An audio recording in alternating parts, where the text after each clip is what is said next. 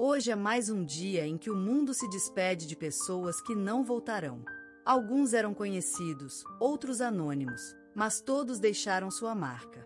Pais, filhos, amigos, amores. Histórias que agora vivem apenas na memória. Este vídeo não é só uma lista de nomes. É um tributo silencioso àqueles cuja jornada terminou. Assista até o fim. Dedique um momento de respeito. Inscreva-se no canal, para que a memória deles nunca se apague. E agora, começamos! Neste mês, o Brasil se despediu de Clarice Moura, compositora, maestrina, poeta e defensora incansável da arte como forma de cura e resistência. Sua música era feita de silêncios atentos, memórias coletivas e vozes que antes não eram ouvidas. Nascida em Recife, em uma família de professores, Clarice cresceu entre partituras antigas, batuques do maracatu e leituras noturnas com a avó. Aos 9 anos, escreveu sua primeira canção. Aos 17, criou um coral com mulheres pescadoras do bairro de Brasília Teimosa, dando início à sua vocação de unir arte e território. Estudou composição e regência na Universidade Federal da Paraíba. Mais do que diplomas, acumulou encontros com culturas afro-brasileiras, com tradições indígenas, com vozes anônimas que transformou em música coral. Fundou o coletivo Vozes do Chão, que levou apresentações gratuitas a presídios femininos, quilombos e escolas públicas. Em 2004, foi agraciada com o Prêmio Nacional da Música Brasileira, na categoria Inovação em Práticas Coletivas, reconhecendo sua criação de arranjos vocais baseados em cantos populares esquecidos. Em seu discurso, disse: "A música que me interessa é a que reencanta quem já não canta." Nunca buscou o estrelato.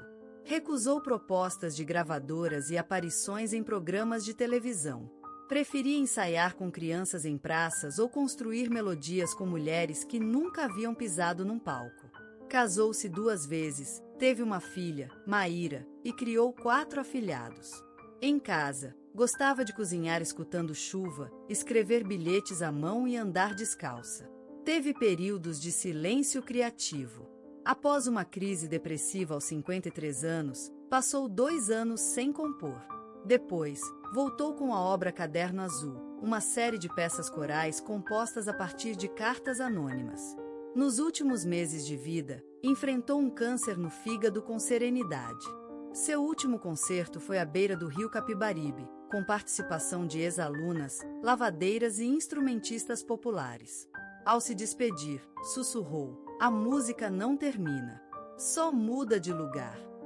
Morreu em Recife, na mesma casa onde compôs suas primeiras partituras, cercada por plantas, tecidos, silêncios e vozes que ainda ecoam. Clarice Moura deixou para trás não apenas memórias, mas uma era inteira encarnada em suas palavras, ideias e alunos.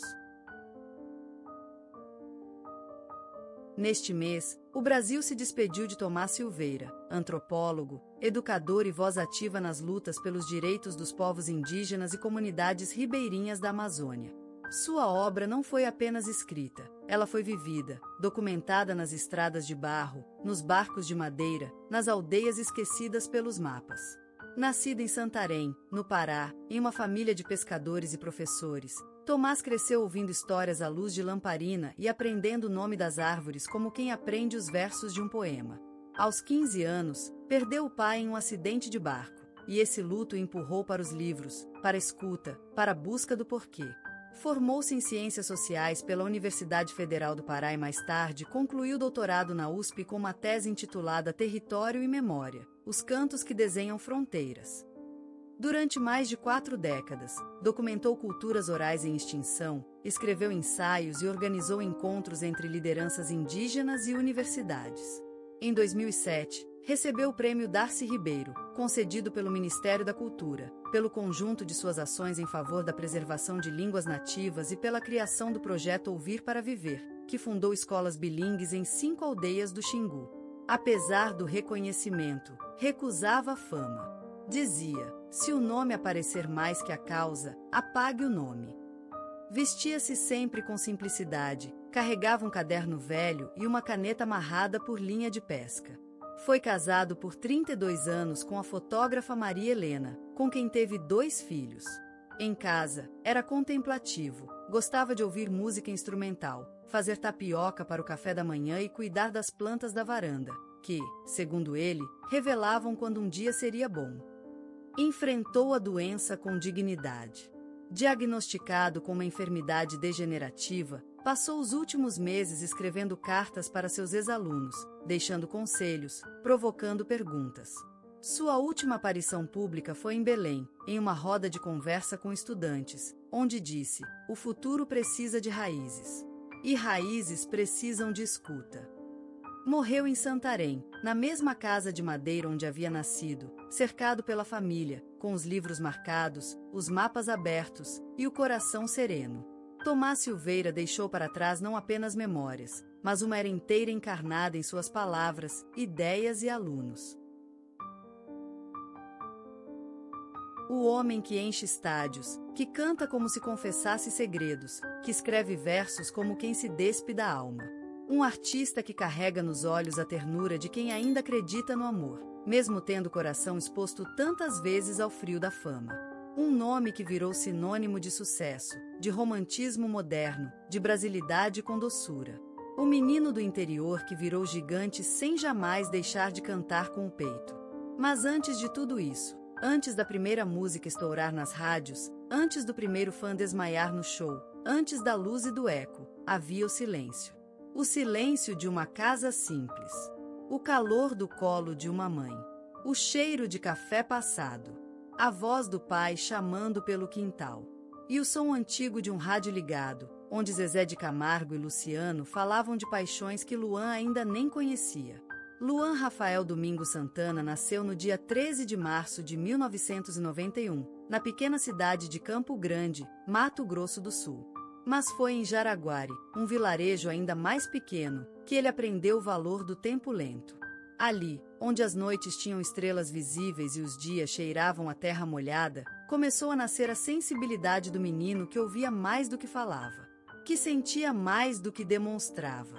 Seus pais, Amarildo e Marisete, eram pessoas de fé, simples, trabalhadoras. Amarildo, funcionário bancário, era o equilíbrio.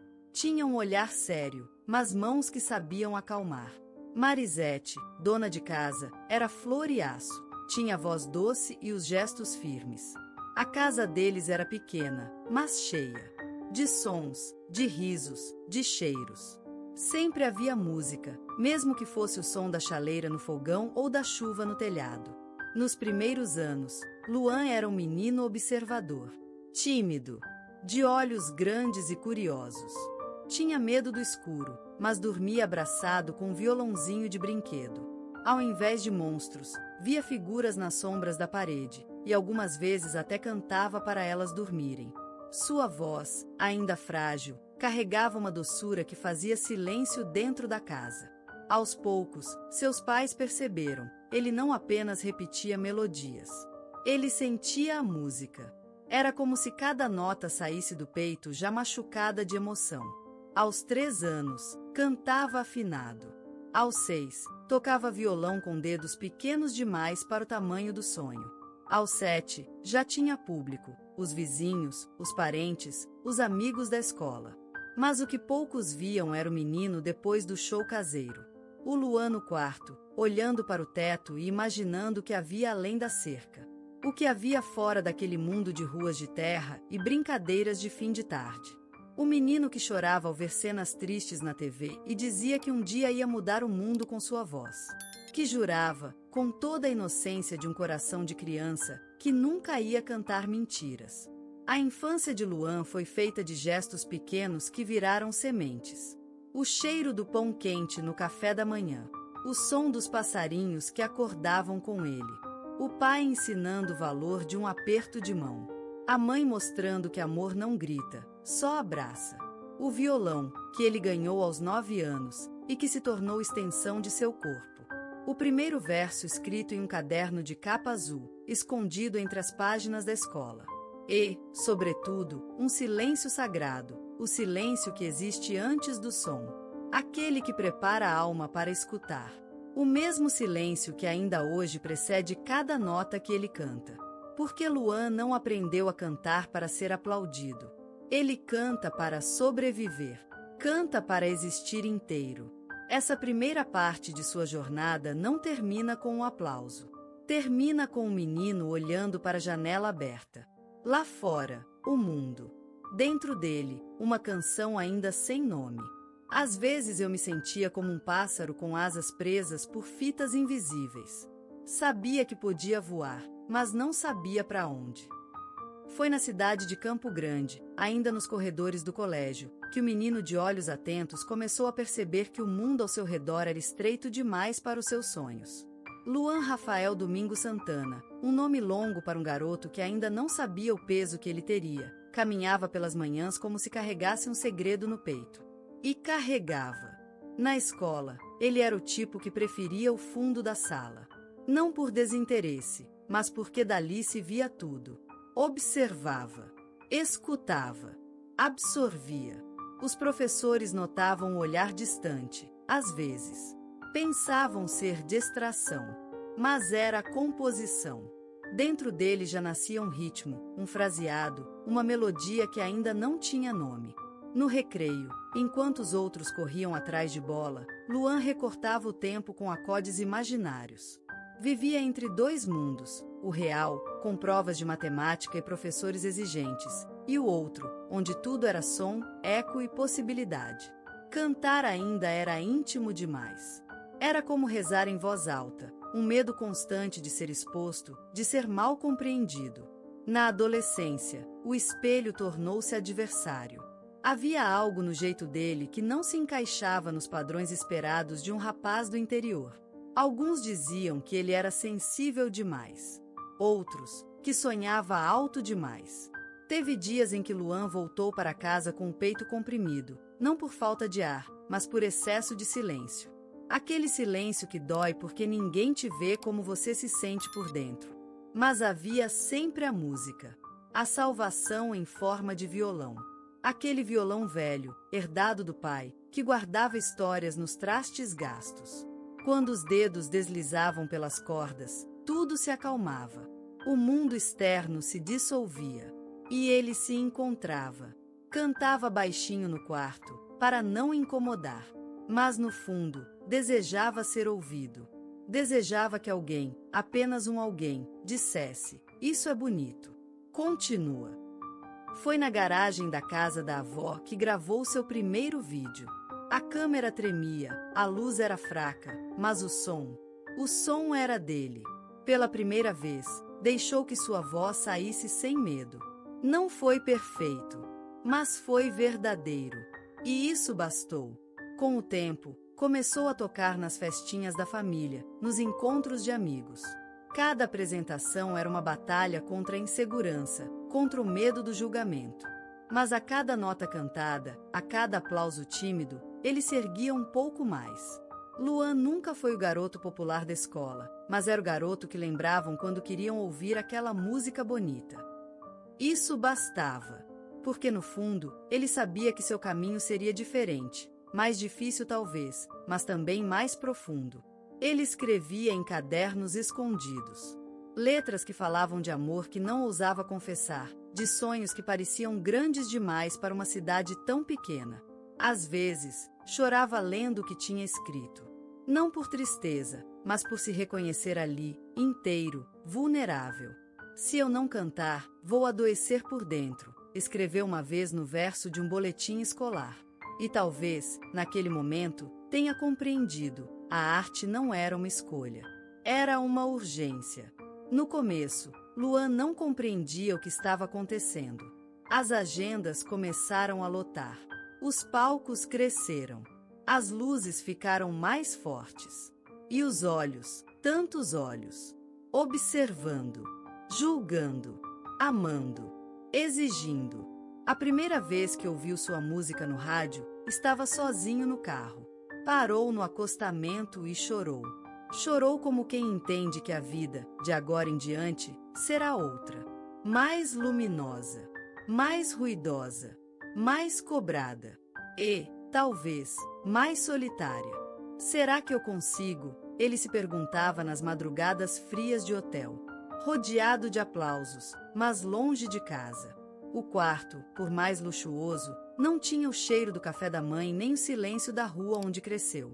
O sucesso, ele descobriu, era lindo por fora, mas cheio de becos internos. Vieram as turnês, os prêmios, os fãs, e os contratos, os compromissos, as pressões. Alguns amigos se afastaram. Outros se aproximaram pelas razões erradas. Houve traições sutis, palavras ditas por trás, risos que escondiam cálculo. Luan, com o coração ainda de menino, precisou endurecer. O maior aprendizado, porém, veio de dentro. No meio do furacão, ele aprendeu a escutar sua própria voz. A dizer não. A criar por verdade, e não por tendência. A chorar sem medo. A sorrir sem fingimento. Descobriu que o maior palco é o que construímos dentro de nós mesmos. Luan passou a escrever com mais coragem, a escolher projetos com mais alma, a levar a música a lugares novos, misturando o sertanejo com o pop, com o eletrônico, com o que sentia na pele. Era criticado por ousar, mas já não tinha medo, porque entendia, ser fiel a si é o único sucesso que importa. Hoje, quando sobe ao palco, já não busca aprovação, busca conexão. Não canta para ser amado, canta porque ama. Cada nota é um pedaço de uma estrada longa, feita de dúvida, paixão, tropeços e revelações. E se um dia tudo isso acabar, os flashes, os prêmios, os gritos, ele saberá que o essencial permanece. Porque o menino que um dia cantava na garagem ainda vive dentro dele.